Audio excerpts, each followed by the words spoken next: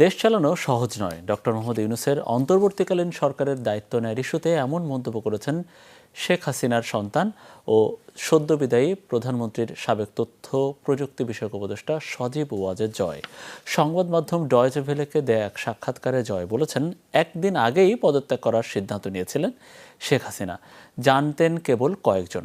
শেখ হাসিনা আপাতত দিল্লিতেই থাকবেন বলেও জানান তিনি। যুক্তরাষ্ট্রের ভিসা বাতিলের বিষয়টি গুজব বলেও দাবি করেন সজীব ওয়াজেদ জয়। তিনি কিন্তু দেশ ছাড়তে চাননি। আমরা পরিবার থেকে তখন ওনাকে কনভিন্স করলাম যে না, এই এরা শুধু প্রোটেস্টার না, এরা তোমাকে হত্যা করে ফেলবে, তো তোমার দেশ ছেড়ে যেতেই হবে। মন্ত্রীদের বাসা জ্বালিয়ে দেওয়া হয়েছে, বঙ্গবন্ধু মিউজিয়াম পর্যন্ত জ্বালিয়ে দেওয়া হয়েছে, যেখানে জাতির জনক বঙ্গবন্ধু এবং আমার পুরো পরিবারকে হত্যা করা হয়, যেটা একটা মিউজিয়াম ছিল, সেটাকে তারা পুড়িয়ে ফেলেছে। সিদ্ধান্ত হয়েছিল একদিন আগে।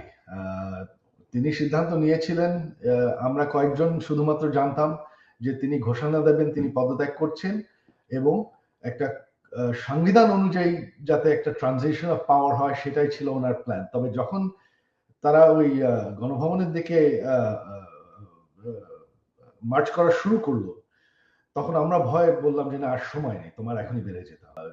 যদি নির্বাচন হয়ও, আওয়ামী লীগকে তারা নির্বাচন করতে দেবে কিনা, আওয়ামী লীগকে তারা ঠিক মতন মাঠে নামতে দেবে কিনা, এটা এখন কিছুই জানা নেই। তো এই ভয়ঙ্কর পরিস্থিতির মধ্যে আমি আমার নেতা কর্মীদের কিছু বলতে পারি না যে তারা বের হোক।